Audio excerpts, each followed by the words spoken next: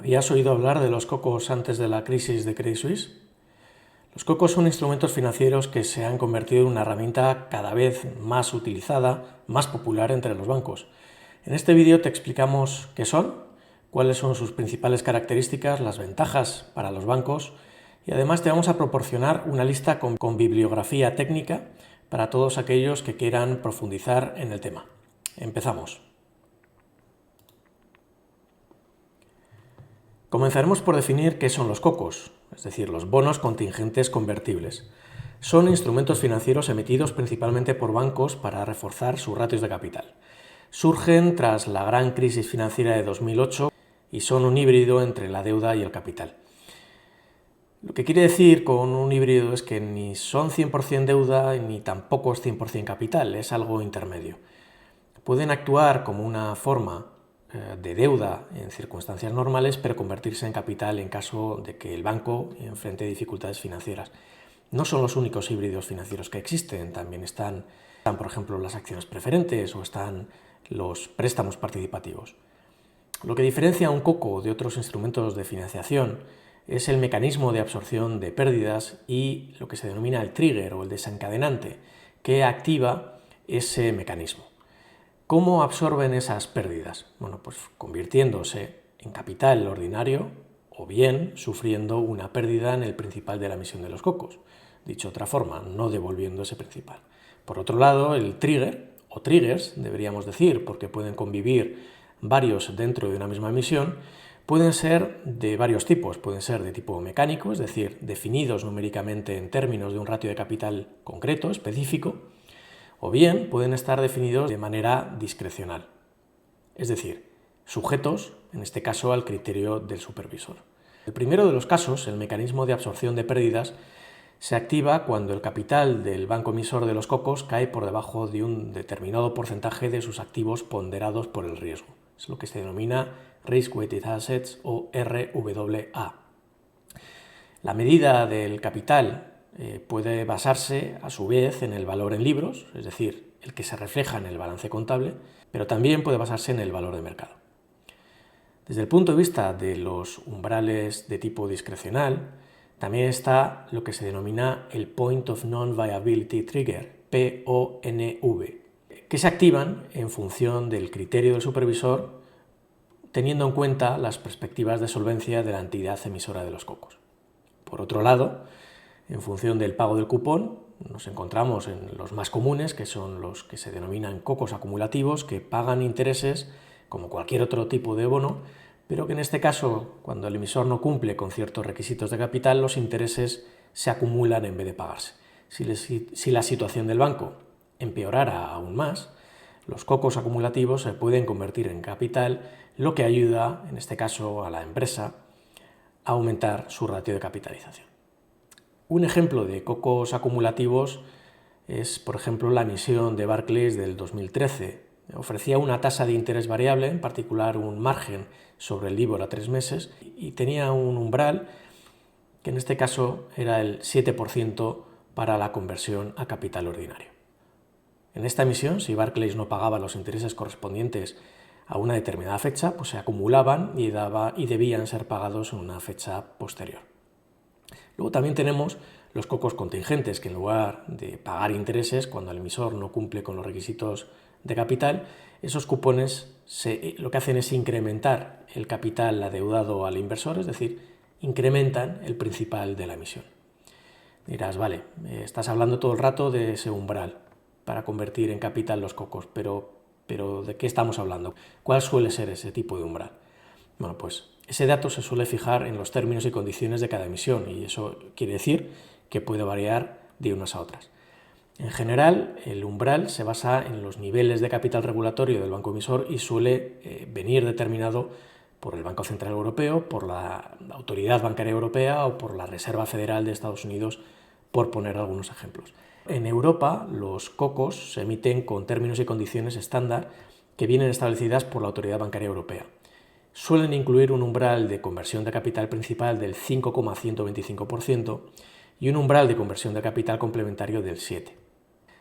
Estos umbrales pueden diferir de unas emisiones a otras de manera significativa dependiendo de las propias características de la emisión y de las condiciones regulatorias aplicables en cada país. Y dirás, vale, ¿y los cocos tienen todos el mismo nivel de riesgo? Bueno, pues la realidad es que no. De hecho, una misma entidad financiera puede hacer varias emisiones de cocos que tengan niveles de riesgo distintos. Me explico. Por ejemplo, puede emitir cocos AT1, pero que también coexistan con cocos AT2. ¿Qué es eso de AT1 y AT2? Bueno, pues empecemos por la base. Primero tienes que saber que el Foro de Estabilidad Financiera, el FSB en sus siglas en inglés, es un organismo internacional que se creó en 1999 para promover la estabilidad financiera y que puso en marcha varias iniciativas tras la crisis de las hipotecas subprime en 2008.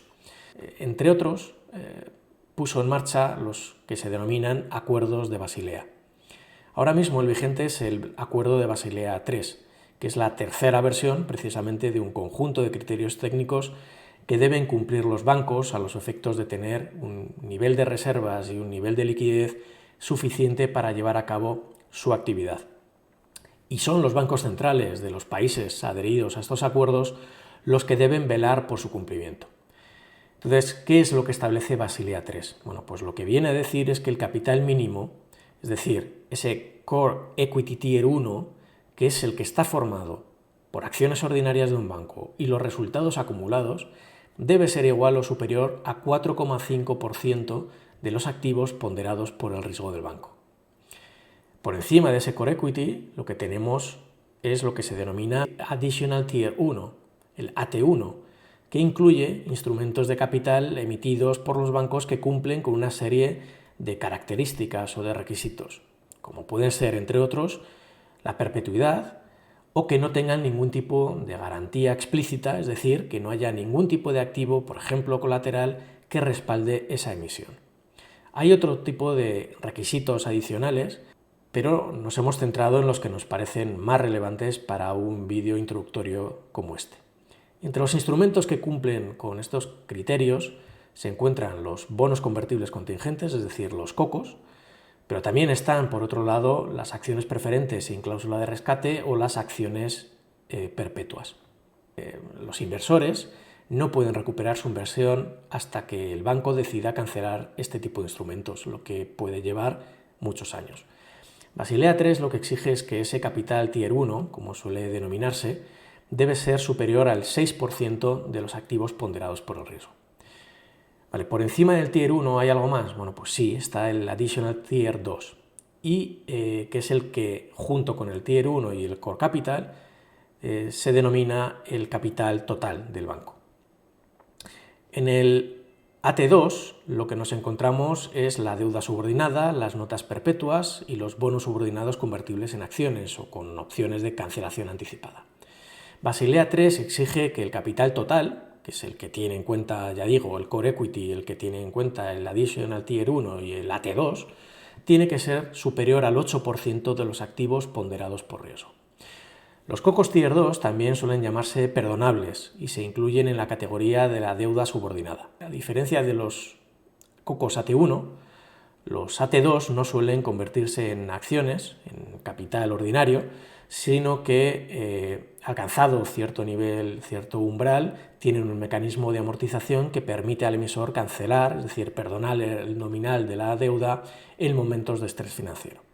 Lo que debes tener en cuenta es que a medida que vamos subiendo, el riesgo de las emisiones en teoría es menor, porque efectivamente nos vamos separando del capital, del riesgo del accionista, que es quien en último término asume más riesgo.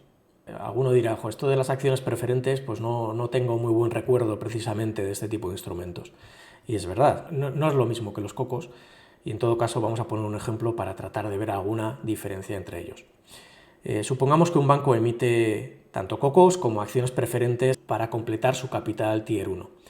Y que en este caso los cocos tienen un tipo de interés del 6% y si el nivel de capital del banco cae por debajo de un determinado umbral, pues que se convierta en capital ordinario. Bueno, supongamos también que esas preferentes tienen un dividendo del 5%, que además, como son preferentes, va a tener prioridad sobre las acciones ordinarias, tanto en el momento de pagar esos dividendos como en caso de tener que reembolsar las acciones en caso de liquidación del banco.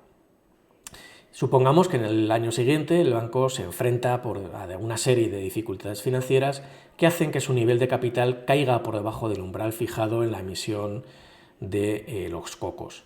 ¿Esto qué es lo que va a hacer? Bueno, pues haría que entrara en juego ese mecanismo de absorción de pérdidas y que los cocos se convirtieran en capital ordinario. Y eso ayudaría al banco a recuperar sus ratios de capital, pero además a que las acciones preferentes pudieran incluso seguir pagando su dividendo mientras el banco siga teniendo capital suficiente como para pagar la deuda subordinada. Es decir, los cocos tienen mayor probabilidad de convertirse en capital ordinario que las preferentes en situaciones de un estrés financiero, y esto ayuda a proteger la estabilidad financiera del banco.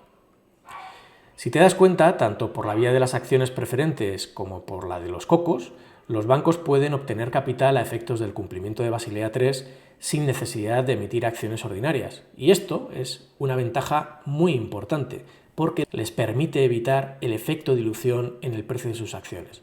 Cuando una entidad emite acciones nuevas, el valor teórico de esas acciones es inferior al que existía antes de la nueva emisión. La ventaja, precisamente, para los bancos es que los cocos, frente a las preferentes, tienen ese elemento de flexibilidad que introduce el mecanismo de absorción de pérdidas una vez que se alcanza el umbral que se determina en la propia emisión. ¿Cómo de grande es la inversión de cocos? Bueno, pues según los datos del Banco de Pagos Internacionales, que es el BIS, el banco de los bancos centrales, como se le suele llamar habitualmente, en marzo de 2021 decía que el volumen de emisión de cocos entre 2009 y 2020 superó los 700.000 millones de dólares, una cifra incluso superior a los 594.000 millones de dólares que se corresponden con la deuda subordinada, excluyendo cocos, por supuesto. Esta cantidad es muy inferior incluso a los 16,6 billones de dólares de deuda senior no asegurada. Está por encima del AT2 y que ya forma parte de la deuda que asume el banco. Este mismo informe indica que la emisión de cocos cayó en 2019, aunque volvió a aumentar en el primer trimestre del 2020 como consecuencia de la pandemia por el COVID-19, ya que eso supuso una disminución de la valoración de los bancos. Esta información del BIS se extrae de un informe que se llama Vulnerabilidades en el sistema bancario, bancos de importancia sistémica global, marcos de resolución e instrumentos de capital. Otra cuestión habitual es qué tipo de inversores acceden a este tipo de instrumentos. La realidad es que, aunque es un tipo de instrumento poco conocido, sobre todo entre los pequeños ahorradores, pues también los pequeños ahorradores tienen de una forma directa o indirecta acceso a este tipo de instrumentos. Para tranquilizar a los inversores más pequeños, suele escucharse que en estos momentos en los que Credit Suisse ha tenido una situación tan delicada, los inversores institucionales son los que asumen este tipo de exposición. Lo que ocurre es que, en buena medida, la capitalización de estos inversores institucionales procede de los ahorros de los pequeños inversores. Hay multitud de fondos de inversión con exposición a cocos de bancos de todas las regiones del mundo.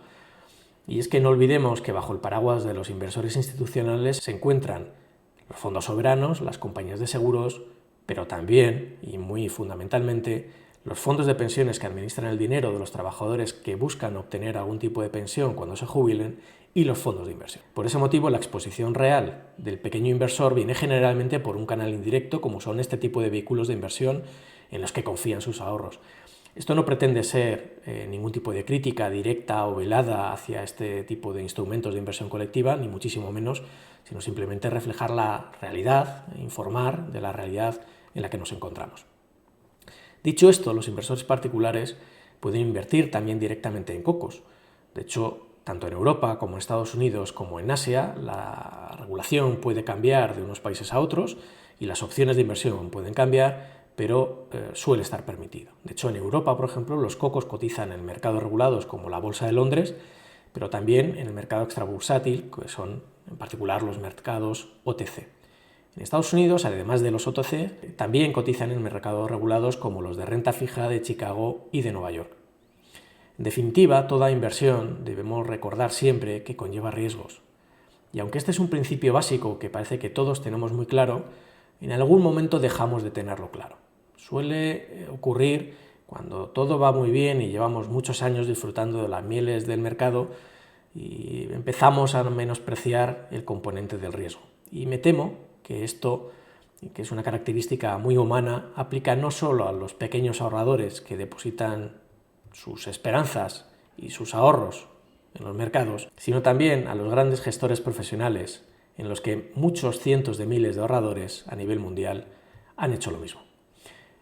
Con este vídeo introductorio esperamos haberte acercado un poquito más a este tipo de instrumentos de los que tanto se está hablando últimamente, y si quieres saber algo más sobre los cocos te recomendamos seguir investigando, para lo que te recomendamos siempre acudir a fuentes especializadas. Te sugerimos que investigues más sobre los acuerdos de Basilea, e incluso que leas el informe de relevancia prudencial del BBVA, un simple ejemplo de cómo se aplican estos y otros muchos conceptos que no hemos tratado en este vídeo de introducción en la realidad de un banco.